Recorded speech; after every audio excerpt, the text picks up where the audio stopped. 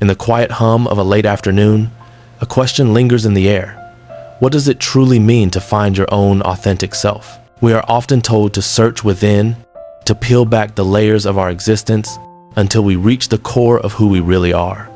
But what if the very act of searching is what makes us feel lost? What if there is no hidden treasure waiting to be discovered? We chase the idea of a fixed identity, hoping it will bring us peace, yet it often leaves us feeling more hollow than ever before. You must love yourself first, they say. Go on a journey to find your soul. These phrases sound beautiful, but they hide a deep paradox.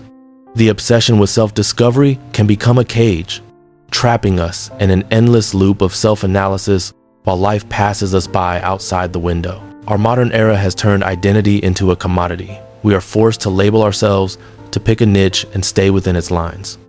We build personal brands instead of living lives.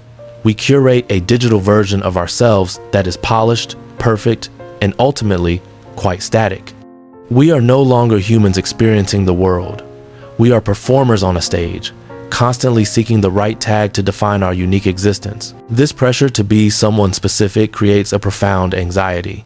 If we don't know our brand, do we even exist in the eyes of others? We jump from job to job, relationship to relationship, hoping the next change will finally reveal the true version of who we are. The search becomes a performance. We act out the roles we think will make us happy, only to find the costumes never quite fit.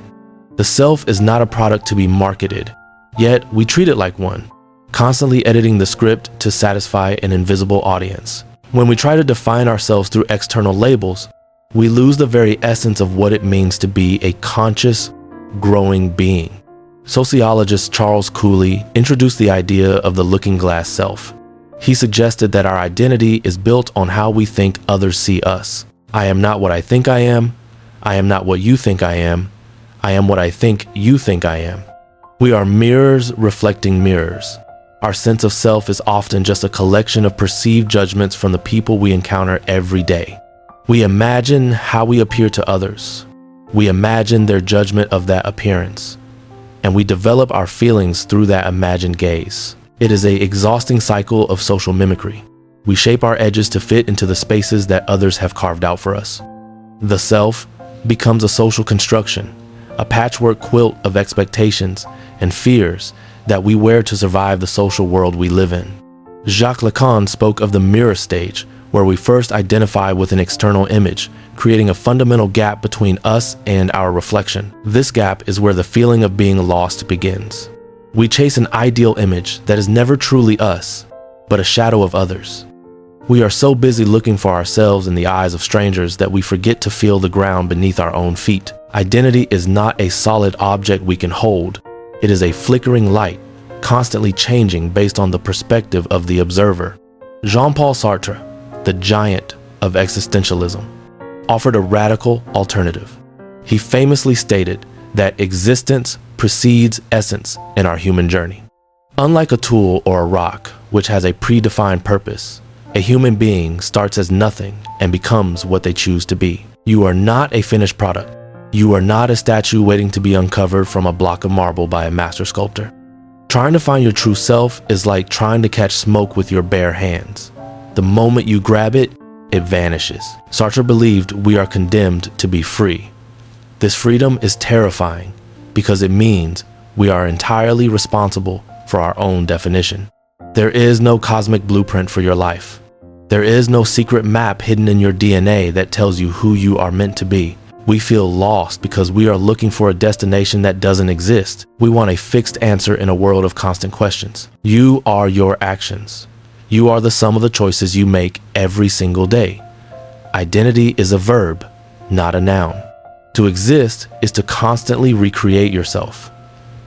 To stop changing is to stop living in the truest, most existential sense of the word. Embrace the void of not knowing. It is not a sign of being lost.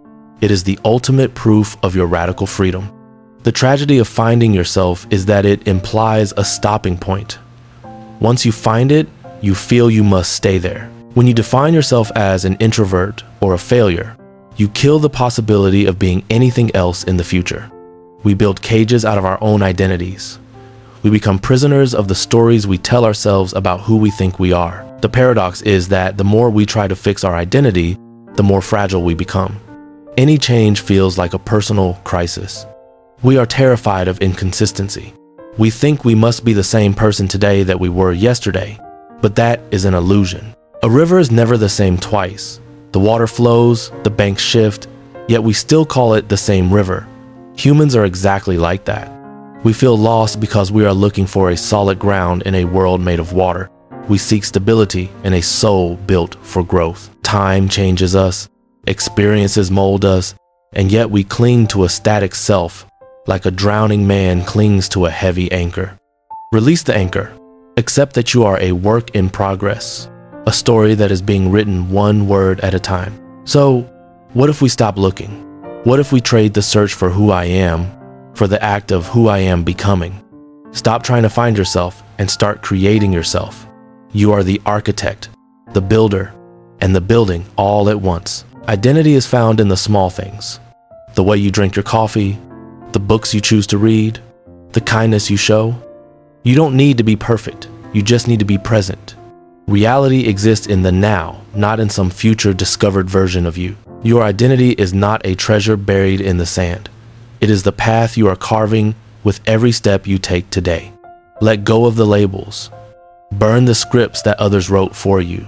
You are more than a brand, more than a profile. The search for self is a distraction from the beauty of being. You are already here. That is enough.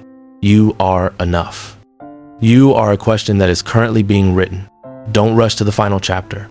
Enjoy the uncertainty of every single sentence. The most authentic thing you can be is a mystery to yourself.